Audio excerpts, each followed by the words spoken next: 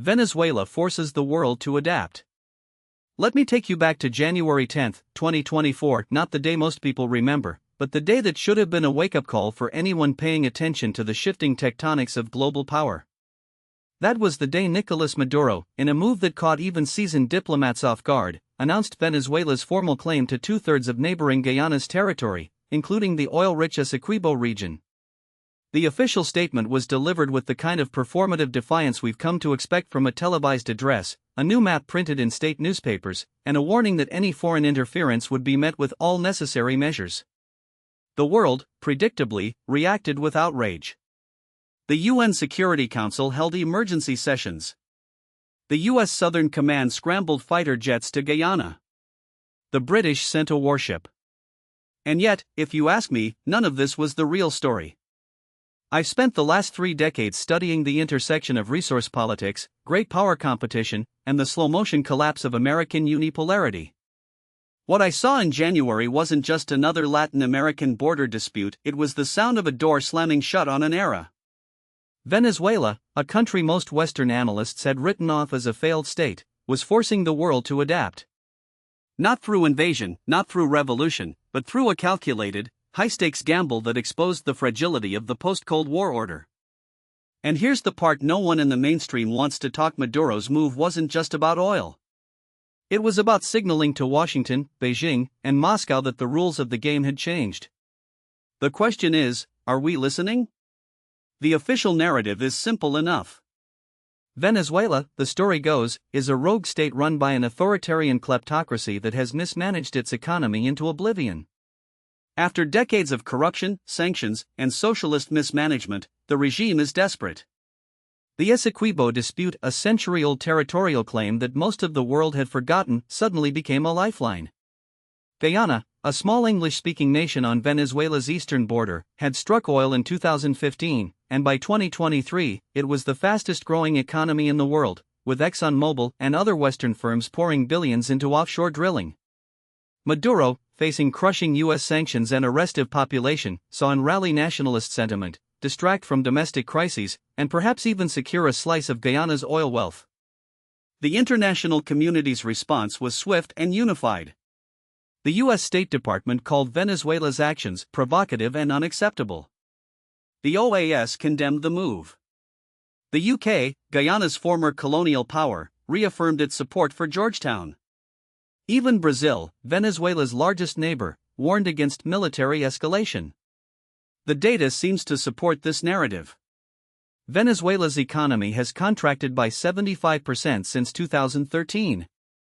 Hyperinflation has rendered the bolivar worthless. Millions have fled the country. Maduro's approval ratings hover around 20%. And the Essequibo? It's 61,600 square miles of dense jungle and offshore oil fields that Guyana insists were settled by an 1899 international arbitration award one Venezuela has never fully accepted. The timing of Maduro's claim, coming just months before a presidential election he was widely expected to lose, seemed too convenient to be a coincidence. The media, as it often does, framed this as a story of a desperate dictator clinging to power. Case closed.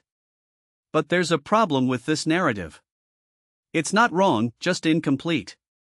And in geopolitics, what you leave out is often more important than what you include. Here's what's really happening. First, let's talk about the oil. Yes, Guyana's reserves are massive. Estimates suggest 11 billion barrels, with more discoveries likely. But Venezuela sits on the largest proven oil reserves in the 303 billion barrels. That's more than Saudi Arabia. The problem isn't the oil, it's the ability to extract it. U.S. sanctions have crippled Venezuela's state oil company, PDVSA, cutting off access to Western technology, markets, and financing. The result? Production has plummeted from 3.5 million barrels per day in 1998 to just 700,000 today. But here's those sanctions are set to expire in April 2024. And in the months leading up to Maduro's Essequibo gambit, there were quiet, back-channel negotiations between Caracas and Washington.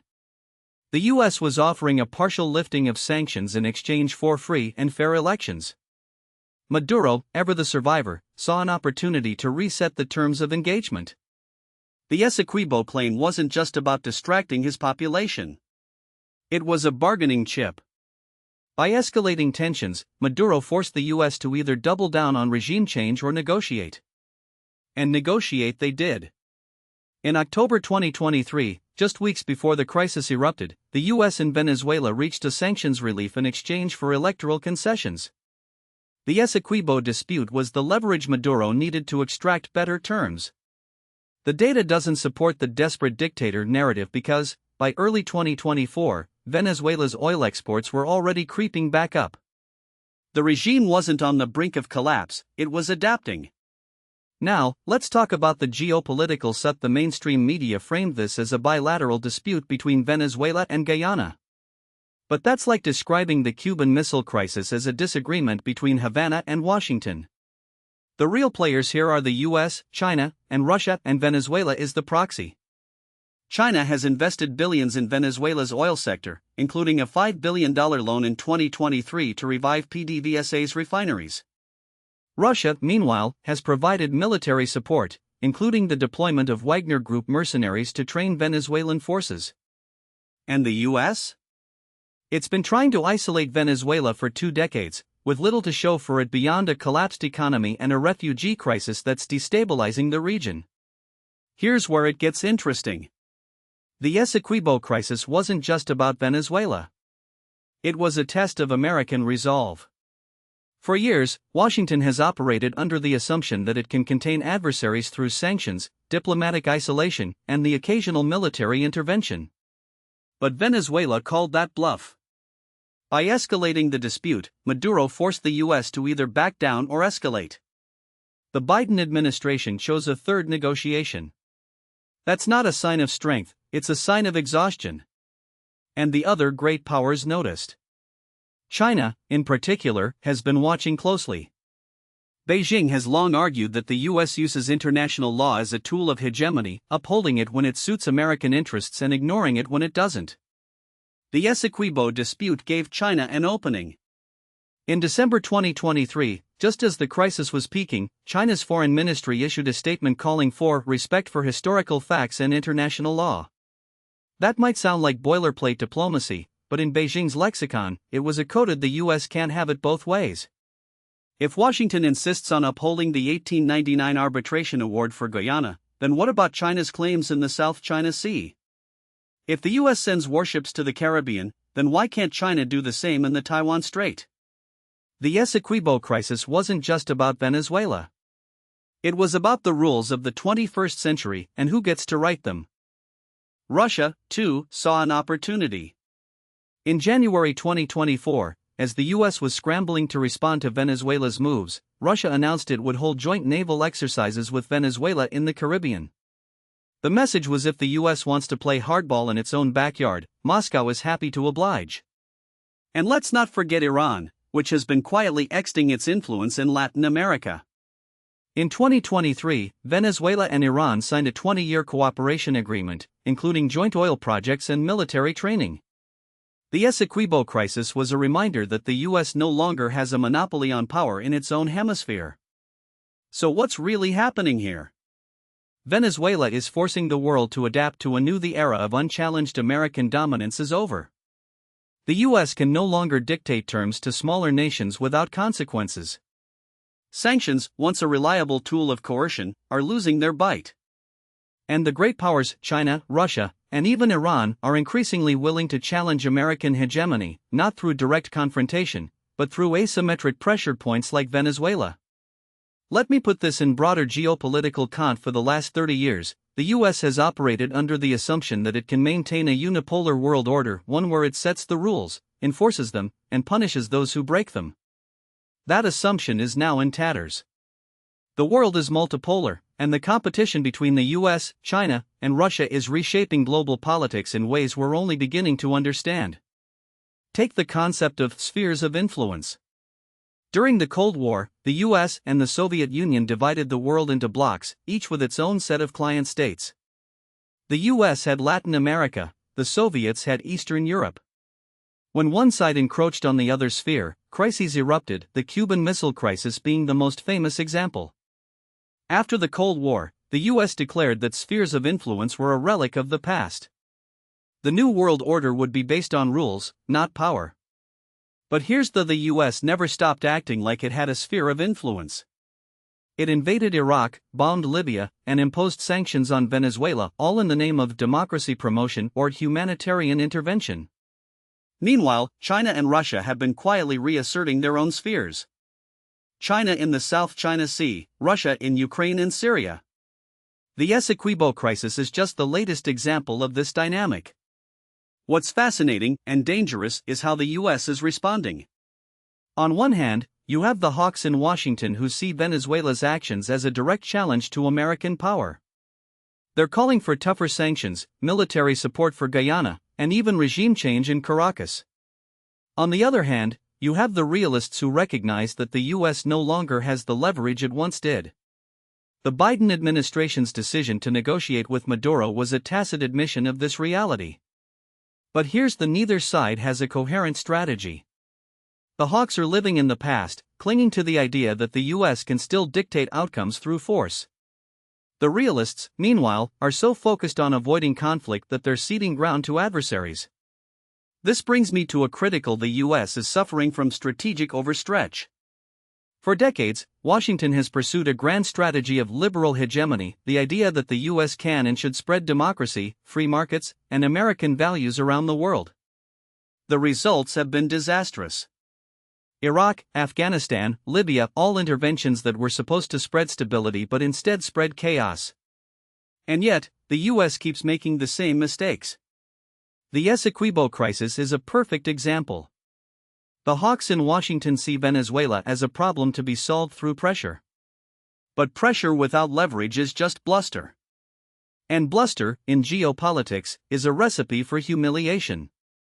Let me tell you something I've learned from decades of studying great power: the most dangerous moments in history aren't when one side is strong and the other is weak.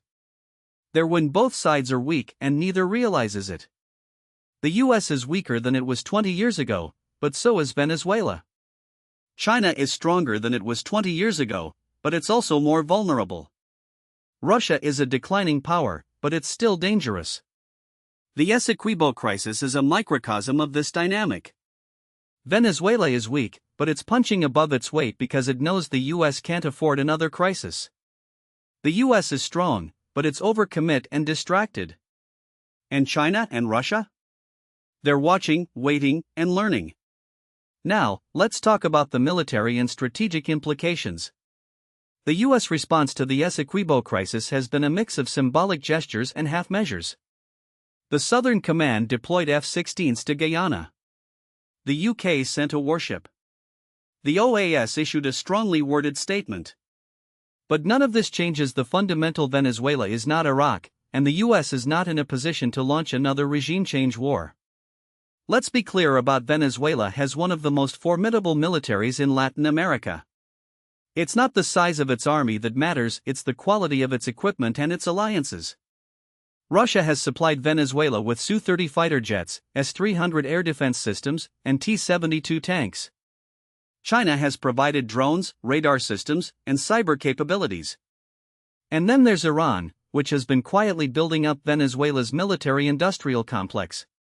In 2023, Iran and Venezuela signed a deal to produce drones and missiles in Venezuela. That's not just a symbolic partnership, it's a strategic one. The US has options, but none of them are good. It could impose a naval blockade on Venezuela, but that would risk escalation with Russia and China. It could launch airstrikes on Venezuelan military targets, but that would trigger a regional crisis. It could arm and train Guyanese forces, but that would take years to have an effect. The most likely outcome?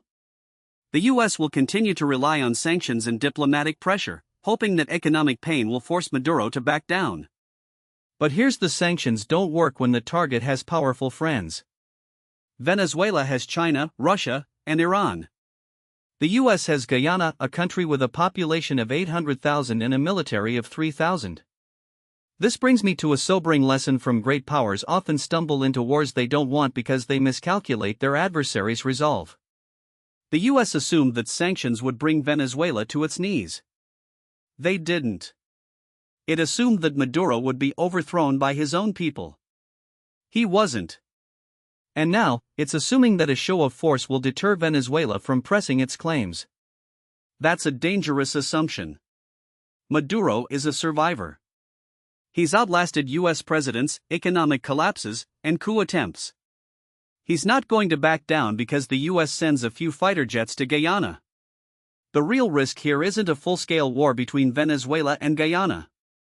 It's a miscalculation and accidental clash that spirals out of control. Imagine this: a Venezuelan patrol boat intercepts a Guyanese oil vessel in disputed waters. The Guyanese call for help. The US sends a destroyer. Venezuela responds by activating its Russian-made air defenses. Suddenly, you have a Cuban Missile Crisis in the Caribbean. That's not a far-fetched scenario. It's the kind of thing that keeps military planners up at night. Let's shift gears and talk about the domestic political dimension. The Essequibo crisis isn't just a foreign policy issue, it's a domestic one. And in the US, domestic politics often distorts foreign policy in dangerous ways. Take the 2024 election. President Biden is facing a tough re-election campaign. His approval ratings are underwater. Inflation is still a problem. And his base is restless. The last thing he needs is another foreign policy crisis. But here's the: Venezuela is a swing state issue. Florida, a critical battleground, has a large Venezuelan American population that overwhelmingly opposes Maduro. The Republican Party has been hammering Biden on Venezuela, accusing him of being soft on dictators. In December 2023, just as the Essequibo crisis was heating up, Florida Senator Marco Rubio introduced a bill to impose even tougher sanctions on Venezuela. The message was: if Biden doesn't take a hard line, the GOP will paint him as weak.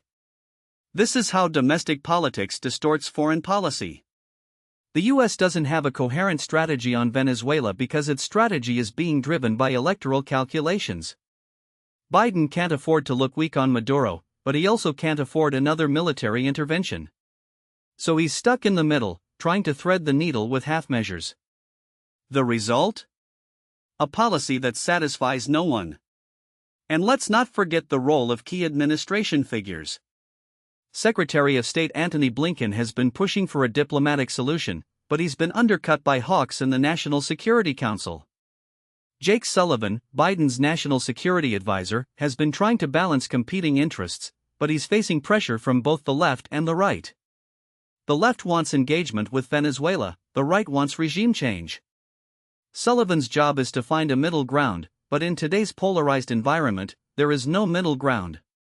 This is the problem with American foreign policy: it's reactive, not strategic. The US responds to crises as they arise, rather than anticipating them and shaping the environment. The Essequibo crisis is a perfect example. The US was caught flat-footed because it wasn't paying attention to the signals. Venezuela had been laying the groundwork for this move for years. The US ignored it until it was too late. So where does this leave us? Let's talk about scenarios. Scenario 1, the best case. In this scenario, the US and Venezuela reach a diplomatic solution. Maduro agrees to de-escalate in exchange for sanctions relief and a seat at the negotiating table.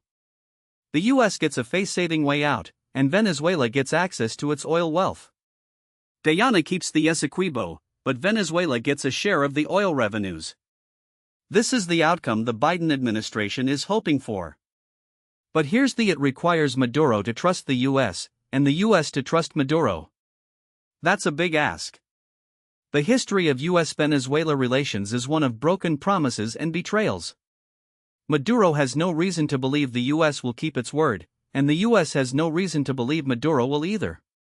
This scenario is possible, but it's fragile. Scenario 2, the most likely.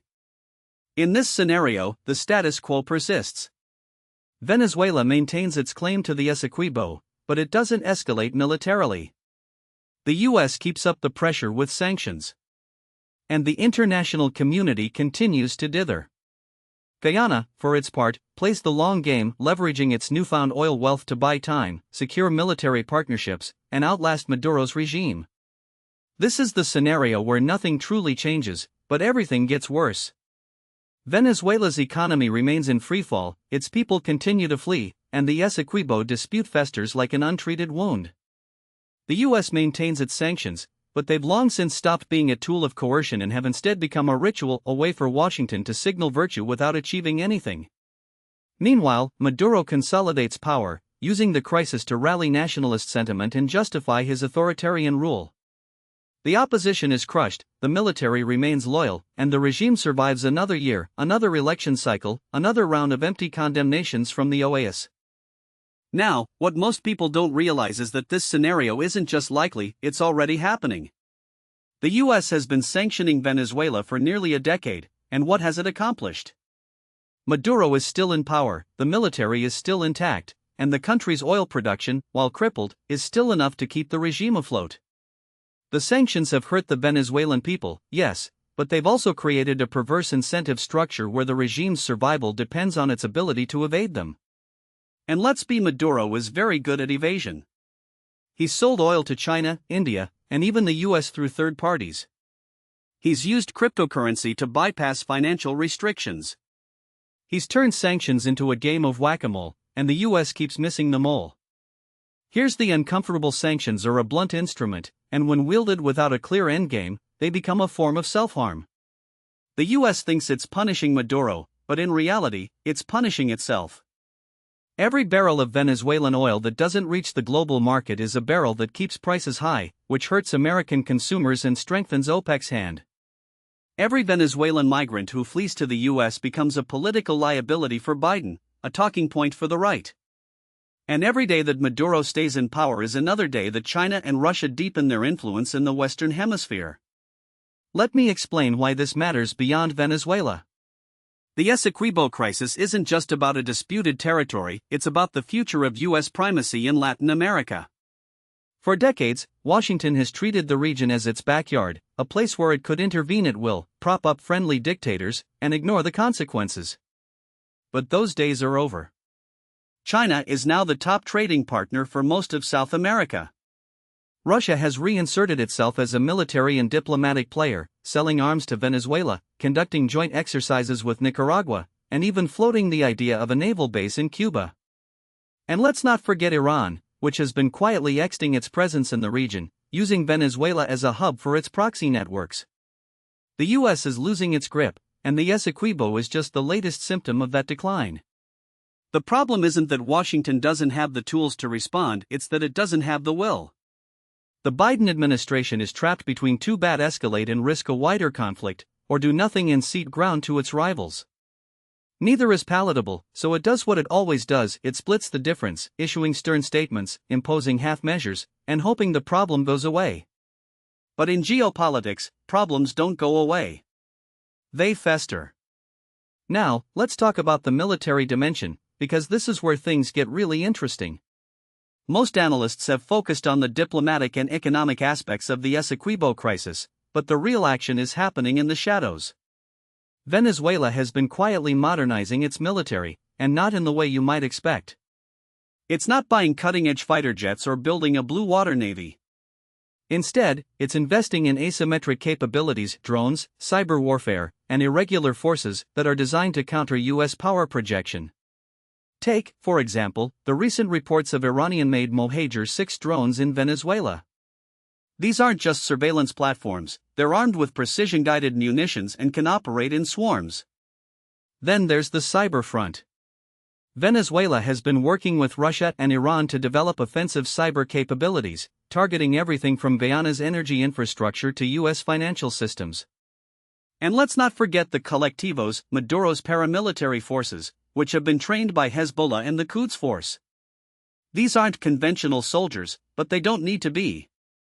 In a conflict over the Essequibo, they'd be used for sabotage, assassination, and psychological warfare. Here's why the US military is still structured to fight the last war. It's built to project power in the Middle East, to conduct large-scale invasions, to dominate the skies. But in Latin America, those advantages don't translate. The terrain is different, the adversaries are different, and the rules of engagement are different.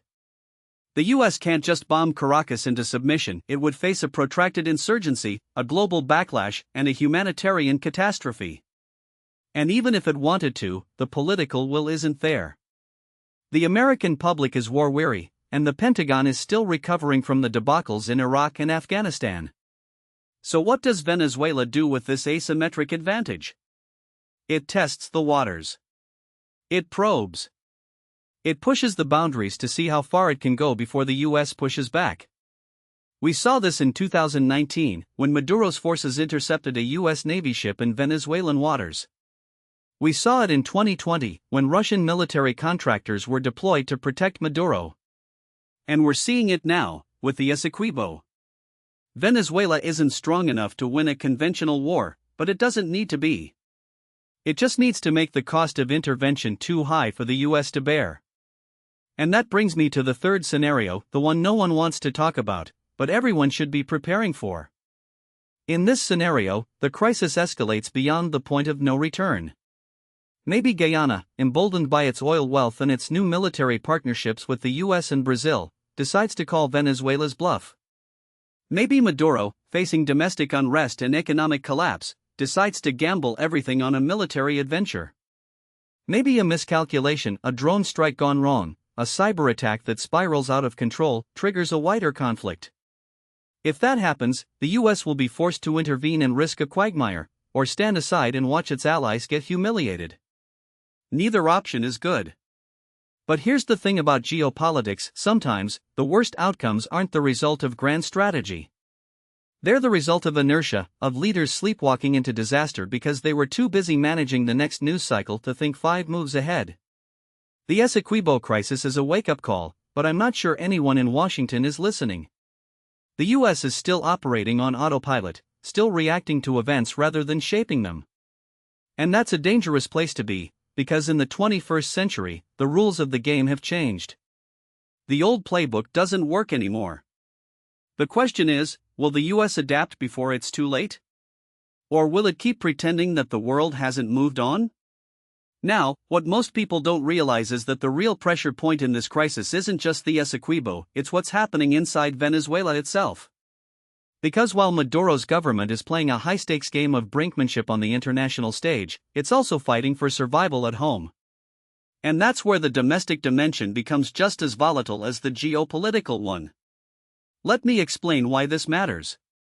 Venezuela's economy is a shell of what it was in the 1990s. Oil production, which once accounted for 95% of export revenues, has collapsed from 3.5 million barrels per day in 1998 to barely 700,000 today. Hyperinflation, which peaked at over 1 million% in 2018, has stabilized only because the government effectively dollarized parts of the economy, meaning the bolivar is now so worthless that people conduct most transactions in US dollars or cryptocurrencies. The IMF estimates that GDP has contracted by 75% since 2013. That's not just a recession, that's an economic apocalypse. And yet, Maduro is still in power. How? The answer lies in a brutal but effective strategy of repression, co-optation, and controlled chaos. The regime has systematically dismantled Venezuela's democratic institutions, jailing or exiling opposition leaders like Leopoldo López, banning others like Maria Corina Machado from running for office, and rigging elections to the point where even the most optimistic observers now describe them as a farce. The 2024 presidential election, which Maduro is almost certain to win, is a case in point. The opposition, fractured and demoralized, has struggled to unite behind a single candidate, while the government has already disqualified the most popular figures. The result? A veneer of legitimacy for a regime that has no intention of ever relinquishing power. But here's the uncomfortable: Maduro's grip on power isn't just about repression. It's also about survival. The regime has learned to adapt to sanctions, to smuggle oil through intermediaries in Malaysia and India, to launder money through shell commies in Turkey and the UAE. It has turned corruption into a governance model, where loyalty is rewarded with access to the black market, and dissent is met with imprisonment or exile. The military, which controls key sectors of the economy, from food distribution to gold mining, has been bought off with lucrative contracts and immunity from prosecution. This isn't a government in the traditional sense, it's a kleptocracy with a military backbone, and it's not going anywhere unless forced out. Which brings me to the next: what happens if the regime's survival strategy starts to unravel? Because despite its resilience, there are cracks in the edifice. The recent protests in 2023, sparked by fuel shortages and power outages, were the largest in years. The opposition, though weakened, still has pockets of support, particularly among the urban middle class and younger voters who have known nothing but Chavismo.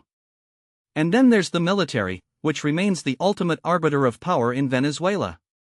If the generals ever decide that Maduro is more of a liability than an asset, the regime could collapse overnight. So let's game out the scenarios. The first, and most likely, is that Maduro muddles through. He wins the 2024 election, either fairly or unfairly, and continues to play the long game, using the Essequibo crisis to rally nationalist sentiment, while quietly negotiating with the US for sanctions relief in exchange for token concessions. This is the path of least resistance, and it's the one the Biden administration seems to be betting on. The problem? It assumes that Maduro is a rational actor who can be bought off with incremental deals. But what if he's not? What if he's a gambler who believes his own propaganda? That leads us to the second escalation. Maduro, facing mounting domestic pressure, decides to double down on the Essequibo. He holds a referendum, declares the territory Venezuelan, and sends in troops under the guise of protecting sovereignty. Guyana, backed by the US and Brazil, responds with military deployments of its own. The US imposes secondary sanctions on any country that buys Venezuelan oil, cutting off Maduro's last lifeline. The regime, desperate, turns to Russia and Iran for support, deepening Venezuela's role as a proxy in the new Cold War. This isn't a full-scale war, but it's a frozen conflict, one that could drag on for years, destabilizing the region and giving China and Russia a foothold in America's backyard. The third scenario is the most collapse. The economy implodes, the military fractures, and Maduro is either overthrown or forced into exile. But here's the catch: Venezuela isn't Libya or Syria. It's not a failed state, it's a criminalized state, where the institutions of power are deeply intertwined with illicit networks. If Maduro falls, who replaces him? The opposition is divided, the military is corrupt, and the country's infrastructure is in ruins. The most likely outcome isn't a democratic transition, it's a power vacuum, one that could be filled by armed gangs, drug cartels, or even foreign mercenaries. We've seen this movie before, in Afghanistan, in Iraq, in Libya, and it never ends well. Now, you might be, why should the US care? After all, Venezuela is a mess, but it's not an existential threat. And you'd be right if this were just about Venezuela. But it's not. It's about the precedent. If Maduro gets away with annexing the Essequibo, what's to stop Nicaragua from seizing Costa Rican territory? Or Bolivia from making a play for Chile's lithium fields? The US has spent decades trying to enforce a rules-based international order, but if it allows Venezuela to redraw borders through force, that order starts to unravel. And once it does, the floodgates open.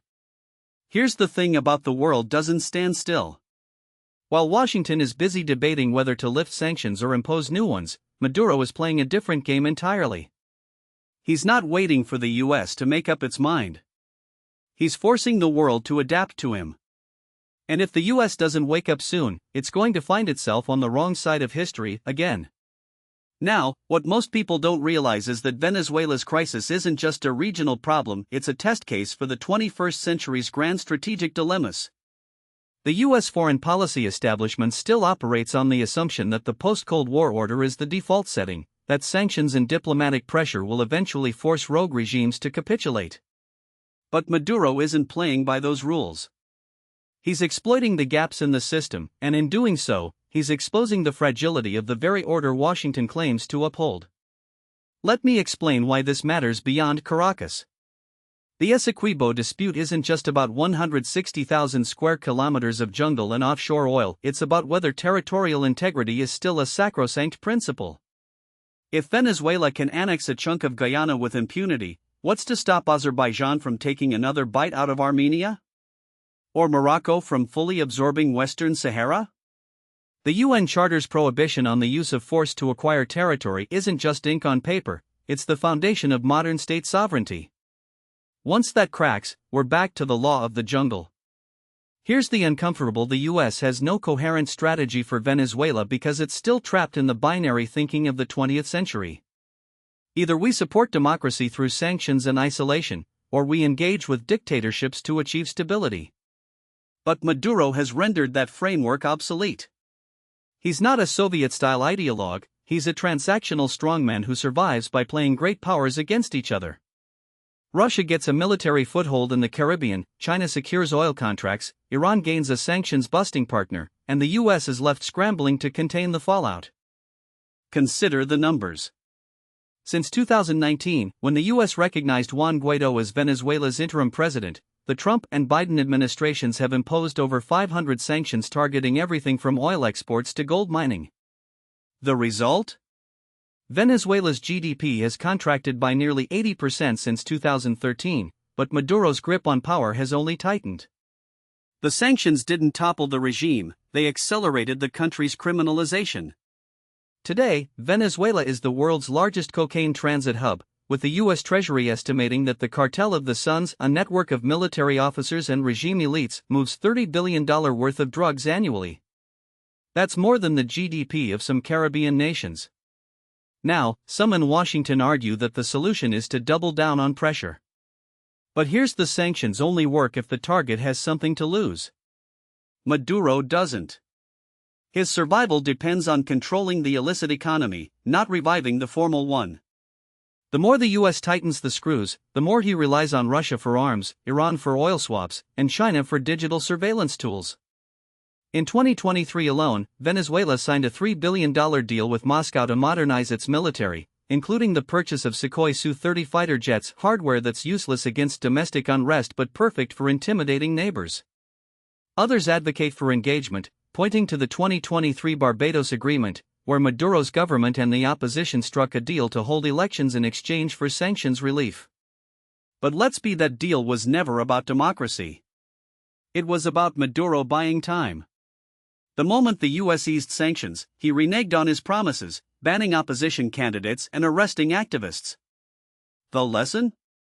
Maduro doesn't negotiate in good faith, he negotiates to survive. So where does that leave us? The US has three broad strategic options, none of them ideal. The first is containment. Except that Maduro isn't going anywhere and focus on limiting his regional influence. That means working with Brazil, Colombia, and the Caribbean to prevent Venezuela from becoming a full-blown narco-state, while keeping Russia and China's military presence in check. It's a defensive posture, but it's realistic. The downside? It cedes Venezuela to the authoritarian axis, normalizing Maduro's rule and emboldening other strongmen. The second option is regime change by other means. Not through invasion, no one in Washington is seriously considering that, but through a sustained campaign to fracture the military and elite. That could involve targeted sanctions on key figures, covert support for opposition factions, and economic incentives for defectors. The risk? It could trigger a collapse scenario, plunging Venezuela into chaos and creating a power vacuum that cartels or foreign mercenaries fill. We saw how that played out in Libya after Gaddafi's fall. Do we really want to repeat in South America? The third option is the most: a grand bargain. The US offers Maduro a path to legitimacy, sanctions relief, diplomatic recognition, even investment, in exchange for verifiable democratic reforms, the withdrawal of Russian and Iranian military assets, and a permanent resolution to the Essequibo dispute. It's a long shot, but it's not impossible. After all, the US has cut deals with far worse actors. The question is whether Maduro would ever agree to terms that actually constrain his power. Here's the: none of these options are clean. They all involve trade-offs, and they all carry risks. But the biggest risk of all is doing nothing. Because while Washington debates, Maduro is reshaping the geopolitical landscape. He's turning Venezuela into a hub for transnational crime, a staging ground for Russian and Iranian influence, and a test case for whether the rules-based order still matters. Let me leave you with this. In 1999, when Hugo Chavez first took power, Venezuela was a functioning democracy with the largest oil reserves in the world. Today, it's a failed petrostate run by a criminal syndicate. The tragedy isn't just what happened to Venezuela, it's what Venezuela's collapse tells us about the world we're living in. The old tools of statecraft, sanctions, diplomacy, deterrence, are losing their edge. The new tools, cyber warfare, economic coercion, hybrid conflict, are being wielded by actors who don't play by the old rules. Maduro isn't just surviving, he's adapting. The question is whether the US will adapt with him or be left behind.